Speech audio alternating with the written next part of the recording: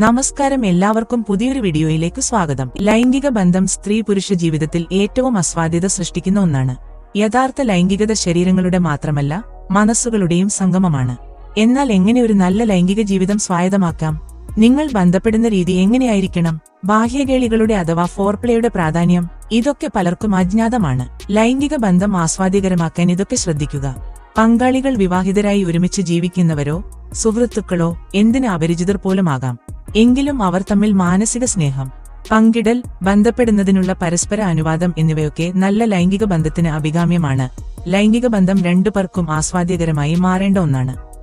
പലപ്പോഴും നമ്മൾ കണ്ടുവരുന്ന രീതി പുരുഷൻ ഏകപക്ഷീയമായി രതി ആസ്വദിക്കപ്പെടുന്നു എന്നതാണ്. സ്ത്രീയുടെ മനസ്സിനെ പരിഗണിക്കുന്നതായി കാണാറില്ല. പുരുഷന്റെ ലൈംഗികാവേശം തീർക്കാനുള്ള ഉപകരണമായി മാത്രം സ്ത്രീയെ കരുതുന്നു.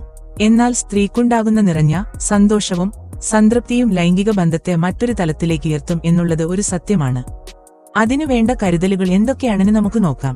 കിടപ്പറയിൽ സ്ത്രീയെ സന്തോഷിപ്പിക്കാൻ പുരുഷനും സ്ത്രീയും പരസ്പരം ഹൃദയം തുറന്ന് സംസാരിക്കണം. രണ്ടുപേരുടെയും സെക്സിനെ കുറിച്ചുള്ള സങ്കല്പങ്ങൾ പങ്കുവയ്ക്കണം. എങ്ങനെ ആ സ്വപ്നങ്ങൾ പ്രാവർത്തികമാക്കാമെന്ന് കൂട്ടായ തീരുമാനമെടുക്കുകയും വേണം. ലൈംഗികതയ്ക്കുപരി പരസ്പരം സ്നേഹവും കരുതലും പ്രകടിപ്പിക്കണം. സെക്സിൽ യോനി പ്രവേശനത്തിനു വളരെ മുമ്പേ ബാഹ്യകേളികളാൽ അഥവാ ഓറൽ സെക്സ് വഴി സ്ത്രീയെ ഉത്തേജിപ്പിക്കണം. ചുണ്ടിലും സ്തനങ്ങളിലും തുടകളിലും ഒക്കെയുള്ള ചുംബനങ്ങൾ വഴി ഉത്തേജനം കൂടുതൽ ഉയരത്തിലേക്ക് എത്തിക്കുക. യോനി കവാടത്തിലെ ക്ലിട്ടോറിസ് നാവുകൊണ്ടും കൈകൊണ്ടും ഉദ്ദീപിപ്പിച്ചു രതിമൂർച്ചയുടെ പാരമ്യതയിലെത്തിക്കുക.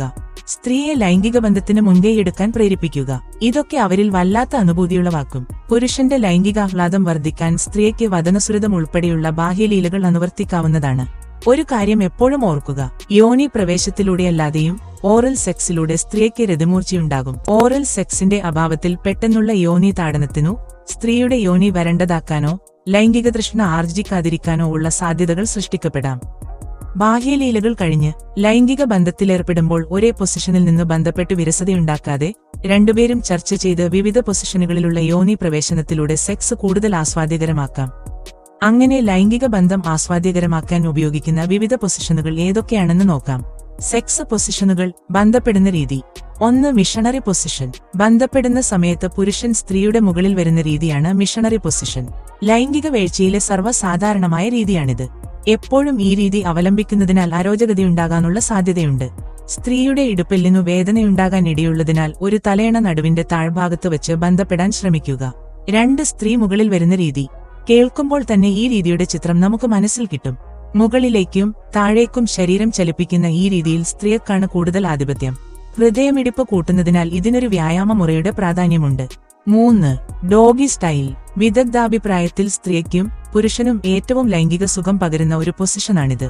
സ്ത്രീ കാൽമുട്ടുകളും കൈകളും ബെഡിൽ അമർത്തി നിൽക്കും. പുരുഷൻ അതേ രീതിയിൽ സ്ത്രീയ്ക്ക് പിന്നിൽ വന്ന് ബന്ധപ്പെടുന്ന രീതിയാണിത്. ഈ പൊസിഷൻ അതീവ സുഖം പകരാനുള്ള കാരണം രണ്ടുപേരുടെയും നട്ടെല്ലുകൾ നേർരേഖയിലാകുമെന്നുള്ളത് കൊണ്ടാണ്. 4. ലങ്സ്. ഈ രീതിയിൽ രണ്ടാമത് നമ്മൾ പറഞ്ഞ പോലെ സ്ത്രീ പുരുഷന് മുകളിലായിരിക്കും.